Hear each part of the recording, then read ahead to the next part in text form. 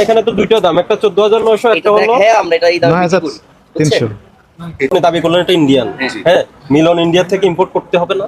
হ্যাঁ করতে হবে, এটা তো মিলনের। এখন মিলনের কি আপনাদের ইম্পোর্টের কোনো স্যার, কাগজপত্র আমি দিচ্ছে? আপনাকে এটা হচ্ছে পাকিস্তানি, এটা আর না হোলসেল থেকে দিচ্ছে। আর এটা ইন্ডিয়ান, তো এটা তো আলাদা। এটা সেটা বের করেন। হ্যাঁ, দিচ্ছে স্যার। এটা হচ্ছে ইন্ডিয়ান। এটা বের করেন, বের করেন। এই যে স্যার, এই যে হোয়াটসঅ্যাপে আমাদের কি লেখা? থামেন। ক্যাশমার উপরে কিছু লেখা আছে? কিছু তো নেই এটা। দেখেন তো আপনার কোন প্রতিষ্ঠানের নাম লেখা আছে, ঠিকানা লেখা আছে, কন্ট্যাক্ট নাম্বার দেওয়া আছে? কিচ্ছু দেওয়া নেই। কোন প্রতিষ্ঠান থেকে কিনেছেন? কোনটা?